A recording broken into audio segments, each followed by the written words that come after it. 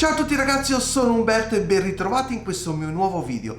Oggi voglio parlarvi della strega dei Bell. Quindi mi raccomando, preparatevi perché questa storia è davvero terrificante. Intanto mi raccomando, iscrivetevi al canale, attivate tutte le campanelline, commentate e mettete un bel like. Ma diamo inizio subito a questa avventura. Tutto ebbe inizio nel 1817 con l'avvistamento di un grossissimo animale per metà cane per metà coniglio, che sembrò apparire dal nulla in mezzo a un campo di grano nei pressi di una cittadina chiamata Adams nel Tennessee. Ma fu proprio il pioniere John Bell ad avvistare questa strana creatura. L'uomo proveniva da North Carolina e si era trasferito nel Red River con tutta la sua famiglia nel 1804 e fino a quel momento aveva vissuto una semplicissima vita da agricoltore molto tranquilla. Pensate che aveva la bellezza di 320 acri di terra curata dai suoi schiavi e aveva una bella famiglia composta da sua moglie Lucy e ben 6 figli. John Bell era molto rispettato nella comunità ed era anche una figura molto importante nella chiesa battista del posto. Ma torniamo alla sera di quell'avvistamento. La prima sera che quell'uomo vide quell'animale strano, imbracciò il suo fucile e sparò diversi colpi, ma la creatura, come apparì, scomparì nel nulla. John rimase stupefatto, rimase a bocca aperta perché ovviamente era impossibile una cosa di questo genere e aveva dato la colpa al fatto che secondo lui avrebbe, aver bevuto un po' troppo e quindi magari era un po' brillo e non rendendosi conto della situazione ha visto una cosa che effettivamente non era normale. Per questo motivo quell'apparizione venne dimenticata, ma ben presto si verificarono fatti della medesima importanza e allo stesso momento altrettanto strani. Qualche giorno dopo, ad esempio, il figlio Drew Bell intravide un volatile di dimensioni molto grandi, dimensioni veramente eccessive, molto più di un falco ad esempio, e lo vide appollaiato sulla staccionata mentre Dean, uno dei loro schiavi al servizio di Bell, affermò che ogni sera puntualmente quando stava tornando a casa veniva seguito da un grosso cane nero. Ma per finire Betsy Bill, che fu sua figlia, vedeva continuamente una ragazza con un vestito lungo verde dondolarsi attaccata a una grossa quercia. Ma raga, tenetevi forte perché da questo momento, dal 1817, fu l'inizio di una terrificante maledizione che si protrasse fino al 1821 e che ha fatto diventare la vita di tutta la famiglia di Bell un vero e proprio inferno. Non solo queste apparizioni rovinarono completamente le loro vite, ma iniziarono anche dei terrificanti rumori a prendere possesso di quella casa. Pensate che di notte nessuno più di loro riusciva nemmeno a dormire perché sentiva picchiare sui muri, ma questi rumori venivano anche accompagnati da dei suoni che sembravano di un cane, si può dire da delle voci gutturali, suoni di lamiere e delle ombre dei cani aggirarsi per i corridoi. Pensate che addirittura perfino sotto i letti sentivano rumore di denti che stridevano, ma non solo, anche catene che strisciavano per terra. All'inizio la famiglia pensò a uno stupido scherzo dei loro vicini di casa, ma più passava il tempo più effettivamente si resero conto che era qualcosa di effettivamente inspiegabile e che in realtà i vicini non c'entravano assolutamente nulla con tutto questo. Man mano che il tempo passava però iniziavano anche a manifestarsi dei fenomeni davvero molto pericolosi. Pensate che durante la notte tutti i componenti della loro famiglia si sentivano tirare le lenzuola dal letto, dai piedi. Ma non è finita qui, perché addirittura sembrerebbe che avessero subito anche attacchi fisici, come ad esempio schiaffi e degli aghi, degli spigli che pungevano le mani. Ma come se non bastasse, oltre tutto questo, sembrerebbe che questa entità iniziò a comunicare con loro con sussurri, come se,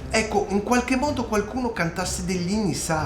Per qualche tempo però nessuno dei componenti di questa famiglia andò in giro a raccontare di questi strani eventi che continuavano a capitargli. Ma più il tempo andava avanti, più ad un certo punto erano arrivati al punto che effettivamente avevano bisogno di aiuto, cosa che appunto fecero perché la situazione continuava ad aggravarsi sempre di più. John si rivolse per primo al suo vicino di casa chiamandolo James Johnston, che si dimostrò alquanto scettico, ma comunque in ogni caso accettò di passare una notte con la famiglia di Bell all'interno della loro casa. Ovviamente i coniugi Johnston non riuscivano a chiudere occhio e anche nei loro confronti, oltre alle lenzuola che venivano strappate, ricevevano schiaffi e spinte, ma Ma tutto questo fu talmente violento che fecero persino urlare Johnston dal dolore. James pronunciò queste testuali parole: nel nome del Signore, chi sei e che cosa vuoi? Ma raga, esistono varie versioni di quello che è successo dopo aver fatto questa domanda, ma le più veritiere sono due. Una dice che non ricevette risposta, la seconda che gli rispose una voce dicendogli: sono uno spirito, un tempo ero molto felice, ma sono stato disturbato. Era una voce di una donna che tutti chiamavano la strega dei Bell. Il mattino successivo il signor Johnston espresse la sua idea, dicendo a John che, pur essendo scettico, in quella casa viveva uno spirito davvero molto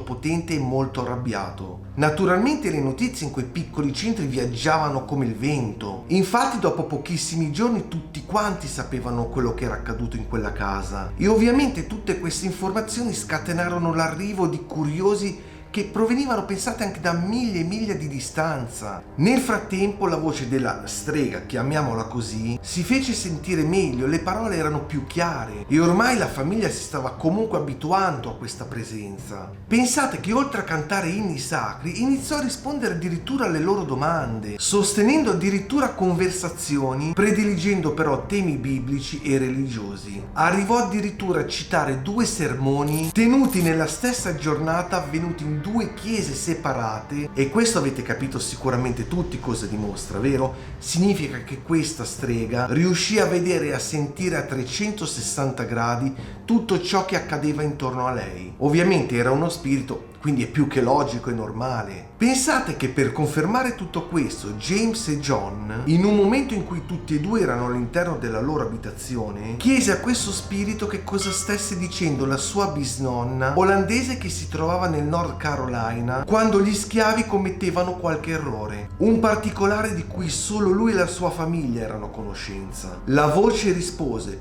Hut, Hut. Cos'è successo di nuovo? Sapete cos'erano? Erano le parole esatte pronunciate dalla nonna. La presenza, che in qualche modo appunto ormai si erano abituati, rivelò soltanto molto tempo dopo la sua identità. Disse di chiamarsi Kate Batts, ma da quel giorno quello spirito rispose alle loro domande solo ed esclusivamente se veniva invocato il suo nome. Ma sapete chi era Kate Batts davvero? Era un tempo la vicina di casa dei Bell che si era sentita truffata quando John aveva acquistato la sua concessione e il denaro che lei aveva guadagnato non era il valore reale di quella terra, ovvero quella terra valeva molto ma molto di più. Il tempo continuava ad andare avanti, passavano sempre più giorni, mesi, e lo spirito arrivò a sostenere che quella casa colonica dei Bell era stata costruita nei pressi di un mound indiano. Ma raga, vi spiego che cos'è il mound. È un antico tumulo sepolcrale e quello che diceva questo spirito: gli abitanti di questo tumulo in passato erano stati molestati dall'arrivo dei coloni. Ma questa strega Kate si può dire che era uno spirito che amava dire stupidate,